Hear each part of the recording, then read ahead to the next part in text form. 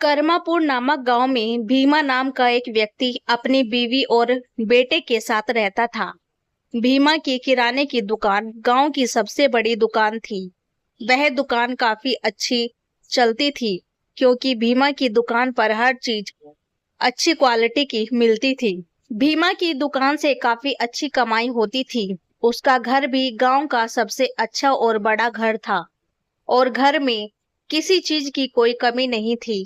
परंतु भीमा कभी भी अपनी दुकान से किसी को उधार या मुफ्त में कोई चीज नहीं देता था, चाहे कोई कितना भी मजबूर क्यों ना हो। चाहे कोई गरीब उसकी दुकान से बिना पैसे कुछ मांग ले, पर भीमा बिना पैसे लिए कोई चीज नहीं देता था।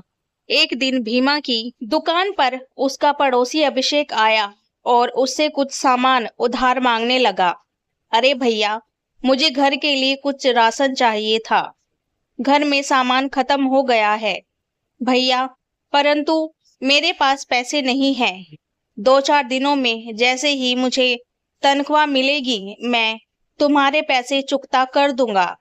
भैया फिर भीमा कहता है, देखो भाई, मेरी दुकान पर सब चीजें बहुत अच्छी क्वालिटी की मिलती है, परंतु मैंने एक असूल बना रखा है कि मैं उधार नहीं दूंगा, समझे। फिर अभिषेक कहता है, अरे भाई, मैं तो तुम्हारा पड़ोसी हूँ, क्या तुम मुझे भी उधार नहीं दोगे? तुम जानते हो कि मैं 2-4 दिन में तुम्हारा पैसा लौटा दूंगा। भाई अभिषेक के बहुत कहने पर भी भीमा उसे उधार नहीं देता। फिर भीमा कहता है, देखो भाई, उधार के लिए मुझे माफ करो। जब तुम्हारे पास पैसे आए तब आकर सामान ले जाना, ठीक है। गांव के लोग उसकी इस आदत से बहुत परेशान थे। एक दिन गांव के एक बुजुर्ग भीमा को समझाते हैं, देखो बेटा भीमा, तुम्हें भगवान ने बहुत कुछ दिया है, तुम्हें थोड़ा दान पुण्य करना चाहिए।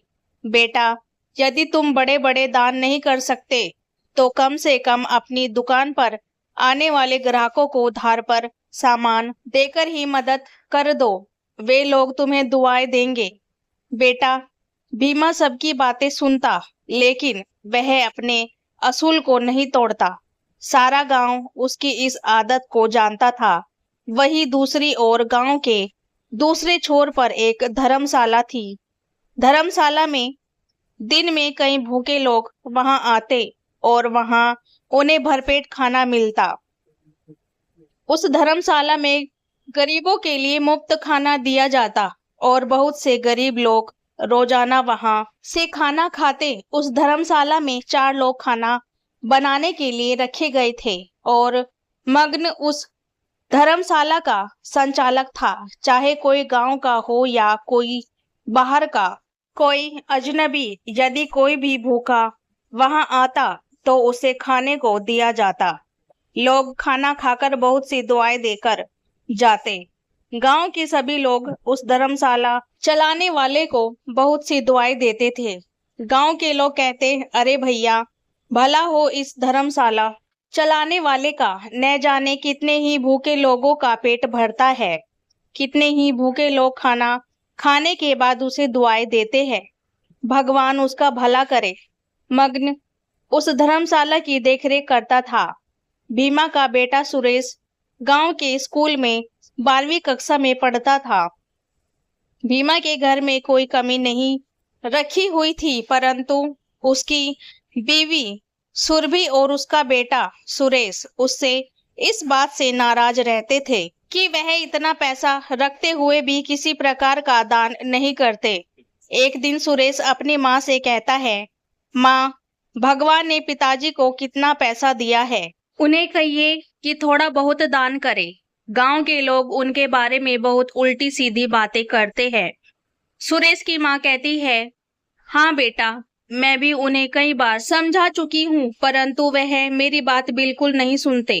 अब देखो, गांव के छोर पर जो धर्मशाला है वहाँ कितना दान पुण्य जाता है और कितने भूखे लोग रोजाना वहाँ खाना खाते हैं।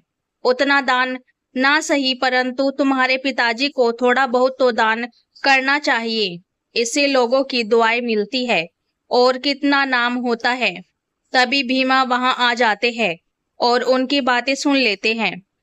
फिर वह कहता है, देखो, मुझे शिक्षा देने की कोई जरूरत नहीं है। मुझे जो करना है वह मुझे पता है। क्या तुम लोगों को मैंने कोई कमी होने दी? और दान पुण्य का दिखावा करना मुझे अच्छा नहीं लगता। उनकी ऐसी बातें सुनकर सुरेश और सुरभि चुप हो जाते हैं और समझ जाते हैं कि वह अपने पिताजी को नहीं समझा पाएंगे।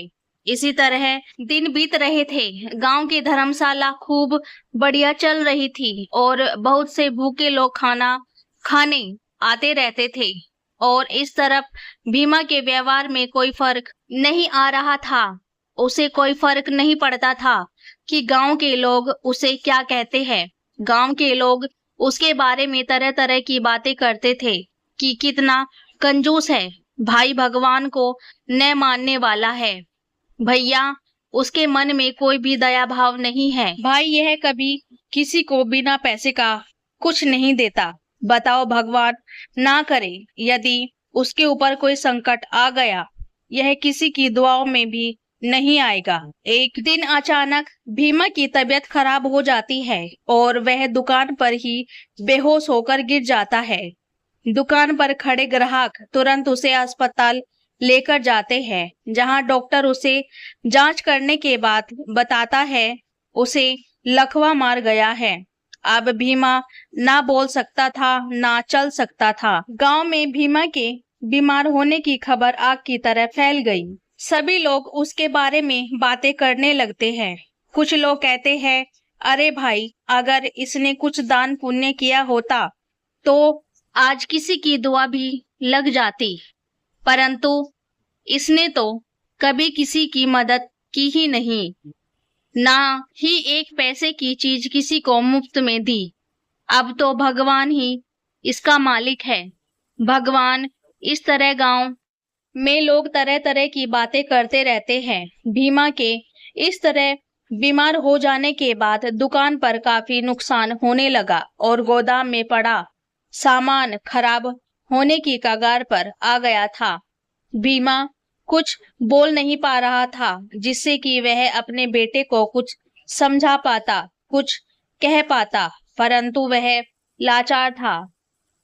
सुरभि अपने बेटे सुरेश से कहती है, बेटा, तुम्हारे पिताजी तो अब बिस्तर पर पड़ गए हैं। उनका दुकान पर जाना नामुमकिन है। अब तुम्हें ही दुकान संभालनी होगी, वरना हमें बहुत घाटा हो जाएगा। फिर सुरेश कहता है, हाँ माँ, मैं भी यही सोच रहा था। अब दुकान पर मुझे ही जाना पड़ेगा, वरना इस तरह तो सारा सामान खराब हो जाएगा और फिर घर खर्च और पिताजी के इलाज के लिए भी तो पैसे चाहिए। सुरेश तभी दुकान पर जाकर सब कुछ देखता है। भीमा के बीमार जाने के कुछ ही दिनों बाद गांव की धर्मशाला भी बंद हो जाती है। मग्न वहां ताला लगाकर कहीं चला जाता है। सभी लोग बहुत हैरान होते हैं। इतने सालों में यह धर्मशाला एक दिन भी बंद नहीं हुई, परंतु अचानक ऐसा क्या हो गया जो इस धर्मशाला पर ताला लग गया। गांव वाले यह सोच सोच कर बहुत परेशान थे, परंतु वह पूछते भी तो किससे पूछते, जब धर्मशाला पर कोई भी व्यक्ति नहीं था। उधर सुरेश अपने पिताजी की दुकान पर काम करने लगा और उसने दोबारा से दुकान संभाल ली। सुरेश पढ़ा लिखा था, इसलिए सभी बही खाते और सब हिसाब आसानी से समझ गया था। उनके दुकान पर एक पुराना और वफादार नौकर था जो उसके पिताजी के साथ काफी सालों से काम कर रहा था। सुरेश पुराना बही खाता देख रहा था, तभी उसकी नजर एक पन्ने पर पड़ी जिस पर मग्न का नाम लिखा हुआ था, जिसके नीचे हिसाब में कुछ रुपए का जोड़ तोड़ था। वह बहुत हैरानी से देखने लगा। आखिर धर्मशाला वाले मग्न का पिताजी से क्या लेना देना। काफी सोचने के बाद भी उसे कुछ समझ नहीं आया। आखिरकार उसने पुराने वफादार नौकर को बुलाया और उससे पूछा, क्या आप जानते हैं धर्मशाला बनाने वाले मग्न को हर महीने कितने पैसे क्यों भेजते? नौकर चुपचाप सर झुकाए खड़ा और कुछ नहीं बोला। सुरेश के दोबारा जोर देने पर उसने बताया, बेटा, मैं तुम्हारे पिताजी के साथ बहुत सालों से काम कर रहा हूँ। वह एक बहुत अच्छे इंसान हैं। वह काम करने वाले सभी नौकरों को अच्छी खासी तनख्वाह देते हैं और जरूरत पड़ने पर मदद भी करते हैं, परंतु वह नहीं जानते थे कि उनकी मदद लोगों के सामने जाहिर हो। तुम्हें जानकर हैरानी होगी कि धर्मशाला में जितने भी लोग खाना खाने आते थे, वो सभी खर्चा तुम्हारे पिताजी के ही पैसे से होता था। गांव वाले न जाने उनके बारे में कितनी बुरी बुरी बातें किया करते थे, परंतु उन्होंने इस अच्छाई को लोगों के सामने जाहिर नहीं किया। वह कहते थे कि इंसान अच्छा काम करे परंतु उसका ढिंढोरा ना मचाए। नौकर के मुंह से यह बातें सुनकर सुरेश के पैरों तले जमीन खिसक गई। मन ही मन बहुत पछताने लगा। उसने अपने पिताजी को कितनी बातें सुनाई थी। वह मन ही मन अपने पिताजी के कर्मों पर गर्व महसूस करता है और अगले ही दिन दोबारा से धर्मशाला में खाना शुरू करवा देता है। सुरेश मग्न को अपने पास बुलाकर उसे समझाता है, देखो भैया, मेरे पिताजी यह धर्मशाला चाहते थे, परंतु किसी को भी इसकी कोई खबर नहीं थी। उनका नाम कहीं पर भी नहीं आता था। उन्हें यह पसंद नहीं था कि उनके किए गए दान के बारे में कोई जाने। अब वह बहुत बीमार है और कुछ कह भी नहीं पा रहे हैं, परंतु मुझे पता चल गया है इस धर्मशाला का सारा खर्च मेरे पिताजी ही उठाते थे। अब मैं दोबारा से यह धर्मशाला शुरू करना चाहता हूँ। पहले की तरह से ही काम शुरू करवा दीजिए और भूखे और जरूरतमंद लोगों के लिए खाना बनवाना शुरू कीजिए और मैं हर महीने पहले की तरह पैसे भेज दिया करूंगा, परंतु ध्यान रहे जैसा काम पिताजी करवाते थे वैसा ही होना चाहिए और किसी को भी इस बात का पता नहीं चलना चाहिए कि यह काम कौन करवा रहा है। फिर मग्न बोला, जी जैसा आप कहे। पहले भी सेठ जी ने मना किया था, इसलिए तो मैं यह बात आज तक किसी को भी पता नहीं चली, आगे भी किसी से नहीं कहूंगा। सेठ जी जैसे लोग इस दुनिया में बहुत कम होते हैं, भगवान उन्हें स्वस्थ करे। इस तरह कुछ ही दिन बीतते हैं और भीमा की तबीयत ठीक होने लगती है और भीमा के घर वाले बहुत खुश होते हैं। भीमा का डॉक्टर सुरेश से कहता है, यह तो एक चमत्कार से कम नहीं है। ऐसे मरीज मैंने ठीक होते नहीं देखे, परंतु तुम्हारे पिताजी इतनी जल्दी ठीक हो गए, यह तो बहुत ही खुशी की बात है। सुरेश मन ही मन समझ गया था, आखिर नेकी का फल कभी न कभी तो जरूर मिलता है। मेरे पिताजी ने न जाने कितने गरीबों को, भूखे लोगों को खाना खिलाया, जिनकी दुआएं उन्हें लगी और आज वह बिल्कुल स्वस्थ हो गए।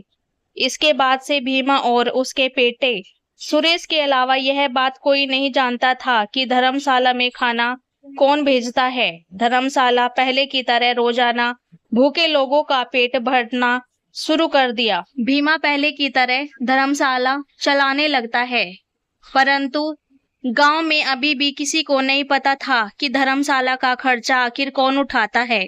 इंसान को किसी न किसी रूप में दान पुण्य तो करना ही चाहिए। मेरे प्रिय दोस्तों, कहानी अच्छी लगी हो तो लाइक कीजिए और अपने दोस्तों में शेयर कीजिए और चैनल पर नए हो तो चैनल को सब्सक्राइब कीजिए। जय श्री कृष्णा। राधे राधे।